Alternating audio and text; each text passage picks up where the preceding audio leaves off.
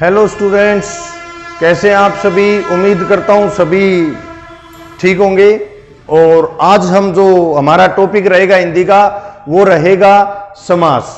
तो सबसे पहले स्टूडेंट्स, जो समास होता है ना, समास क्या होता है, किसी का भी संक्षेप रूप करना क्या कहलाता है, समास कहलाता है। इसके अंदर दो पद होते हैं, एक पूर्व पद होता है और दूसरा उत्तर पद होता है। पूर्व पद और उत्तर पद के मिलने से समस्त पद बनता है, इसको आप समास कहते हैं। यानी कि अनेक पद मिलकर जब किसी एक पद को बना दें, अनेक पद मिलकर जब एक पद बने, उसी को हम क्या कहते हैं, समास कहते हैं। जैसे कि देखिए, संबंध सूचक शब्द है जो वे इसके अंदर लुप्त हो जाते हैं, खत्म हो जाते हैं। उदाहरण के तौर पर मत को देने वाला, मतदाता, तो जितने भी इसके अंदर संबंध सूचक होते हैं ना, वो क्या हो जाते हैं स्टूडेंट्स, खत्म हो जाते हैं इसके अंदर। ठीक है, तो समास वैसे तो 4 प्रकार के होते हैं मुख्य रूप से तो, लेकिन ओवरऑल हमारे 6 समास होते हैं स्टूडेंट्स। सबसे पहले हम बात करते हैं, नंबर 1 पे आता है द्वंद्व समास। द्वंद्व समास जिसमें दोनों पद प्रधान होते हैं स्टूडेंट्स। क्या होते हैं, दोनों पद प्रधान होते हैं। जैसे माता पिता राम कृष्ण, तो इस प्रकार से माता और पिता विग्रह कर रहे हैं, तो माता और पिता राम और कृष्ण, जो योजक शब्द है ना, वो हमारा यदि मिलता है एग्जाम्पल के अंदर, तो द्वंद्व का क्या होता है, एग्जाम्पल होता है। इस प्रकार से ये हमारा द्वंद्व समास कहलाएगा। इसके अंदर से मतलब जो भी योजक आता है तो आपको पता लग जाना चाहिए, यानी कि और या योजक शब्द डैश होता है तो ये द्वंद्व समास का एग्जाम्पल होता है। दोनों ही पद प्रधान है, माता भी और पिता भी। ठीक है ना। सेकंड के अंदर हम बात करते हैं स्टूडेंट्स द्विगु समास। द्विगु समास कौन सा होता है, जिसका प्रथम पद यानी पूर्व पद संख्यावाचक होता है ना, उसी को आप क्या कहते हैं, द्विगु समास कहते हैं। ठीक है, जैसे नवरत्न, नौ रत्नों का समूह, नौ रत्नों का समूह क्या कहलाता है, ये हमारा द्विगु जो समास है उसी का उदाहरण कहलाएगा, यानी कि नवरत्न। सप्तद्वीप, 7 द्वीपों का समूह। त्रिभुवन, 3 भवनों का समूह। सतमंजिल, 7 मंजिलों का समूह, यह हमारा क्या कहलाता है स्टूडेंट्स, द्विगु समास कहलाता है। इसके बाद बात करते हैं हम तत्पुरुष समास। तत्पुरुष जो समास होता है ना, इसमें पूर्व पद तो गौण होता है और उत्तर पद जो होता है ना वो प्रधान होता है, और इसके अंदर परसर्ग का लोप हो जाता है, यानी कि जो भी विभक्ति होती है ना स्टूडेंट्स, उसका लोप हो जाता है। जैसे कमल नयन, कमल के समान नयन, जिसके कमल के समान नयन है वो कमल नयन कहलाता है। तो यहां पर देखना के समान, यानी कि यहां पर विलोप हो गया किसका, विभक्ति का। दूसरी बात, जो तत्पुरुष होता है ना स्टूडेंट्स, इसके काफी पार्ट होते हैं, और जो पार्ट होते हैं ना, तो आप कैसे पहचानो, कई बार डायरेक्ट तत्पुरुष न पूछकर उसका एक पार्ट पूछ लिया जाता है, जिसके लिए मैंने आपको अलग से भी काम करवाना चाहा इसके अंदर। जैसे कारक होता है ना, पहले तो हमें पता होना चाहिए कारक क्या है। क्रिया के साथ सीधा संबंध होना क्या कहलाता है, कारक कहलाता है। ठीक है, तो इसके जो भेद है, कर्ता ने कर्म को करण से संप्रदान का, ये को के लिए अपादान से संबंध का के की रा रे री अधिगण में पर संबोधन हे अरे,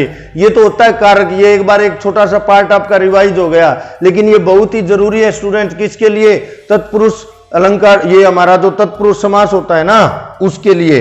तो इसके अंदर देखिए, जैसे मैं आपको बताता हूं, मतदाता, मत को देने वाला, यानी को जुड़ा, तो ये कौन सा, कर्म तत्पुरुष हो गया स्टूडेंट्स। ठीक है, जैसे कि जन्मजात, जन्म से उत्पन्न, से किसके सामने आता है, करण से, तो ये करण तत्पुरुष हो जाएगा हमारा। इसके बाद है जैसे युद्ध भूमि, युद्ध के लिए भूमि, यानी कि ये हमारा संप्रदान तत्पुरुष हो जाएगा।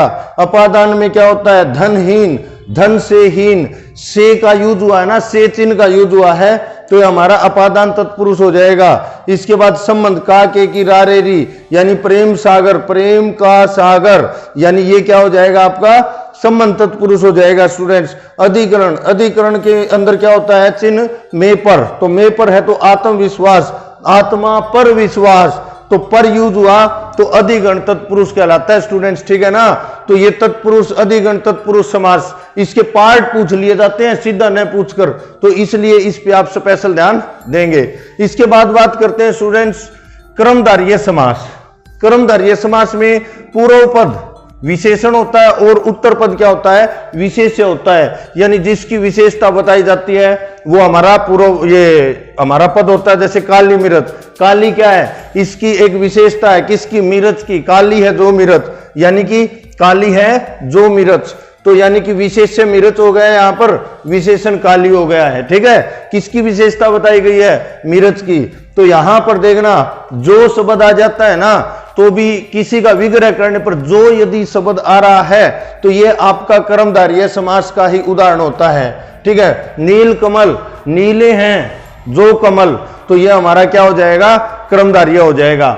इसके बाद बात करते हैं स्टूडेंट्स अविभाव समास। अविभाव समास क्या होता है, जिसका पूर्व पद अव्यय होता है। पूर्व पद क्या होता है स्टूडेंट्स, अव्यय होता है। जैसे एग्जाम्पल के लिए यथास्थान, यानी स्थान के अनुसार, यानी कि देखिए यथा यहां पर क्या है, अव्यय, यानी कि प्रत्यय या उपसर्ग वगैरह जो लगे होते हैं ना, उस प्रकार से। जैसे आजीवन, ठीक है, आजीवन, प्रतिदिन, आजीवन में आ हो गया, प्रतिदिन में प्रति हो गया, यथा समय में यथा हो गया। तो इस प्रकार से जैसे भी आपको प्रथम पद में यदि अव्यय मिलता है तो वो आपका क्या हो जाएगा, अविभाव समास हो जाएगा।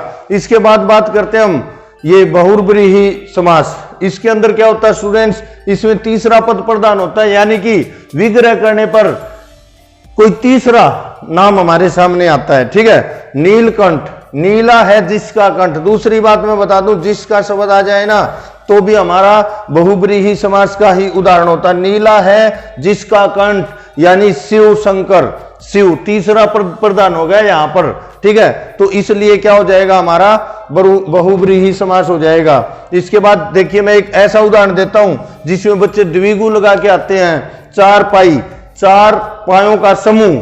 ठीक है, चार पायों का समूह, तो यहां पे कोई बात नहीं बनी, यानी कि चार पायों का समूह क्या हो जाएगा, ये हमारी चारपाई हो जाएगा। ठीक है ना, तो इस प्रकार से यदि काउंटिंग के बाद, जैसे मैंने आपको बताया था 7 दीपों का समूह, तो आपको यदि तीसरा नाम तो मिल रहा है ना तो बहुब्रीहि का है, और तीसरा नाम नहीं मिल रहा है ना तो आपका क्या हो जाएगा, फिर ये आपका द्विगु समास का ही उदाहरण हो जाएगा।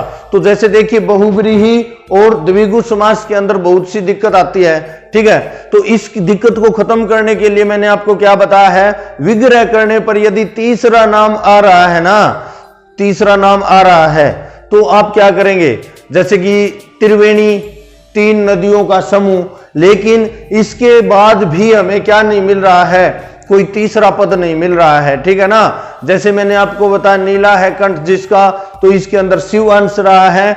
इसी प्रकार संख्यावाचक हो चाहे पहला पद, लेकिन उसमें नाम यदि तीसरा आता है ना, तो अब जैसे 10 है मुख जिसके, 10 है मुख जिसके, एक तो जिसके वर्ड आ गया, काउंटिंग भी है, 10 है मुख जिसके, फिर भी ये हमारा क्या नहीं है, द्विगु समास नहीं है। कौन सा हो जाएगा, ये हमारा बहुब्रीहि समास हो जाएगा। क्यों, क्योंकि इसके अंदर तीसरा नाम आ रहा है सामने, कौन, रावण। 10 है मुख जिसके, रावण, यानी कि ये हमारा कौन सा हो जाएगा, बहुब्रीहि समास हो जाएगा। तो इस प्रकार से स्टूडेंट्स आपका जो समास से रिलेटेड कोई भी क्वेश्चन नहीं रहेगा, जिसके अंदर मैंने आपको तत्पुरुष के भी सभी पार्ट समझा दिए गए हैं। इसके लिए आप प्रैक्टिस करें, और बाकी किसी भी प्रकार की कोई दिक्कत रहेगी कमेंट बॉक्स में डालिए, उसका सॉल्यूशन आपको बहुत जल्द मिलेगा। तो आज के लिए इतना ही रहेगा स्टूडेंट्स, थैंक यू।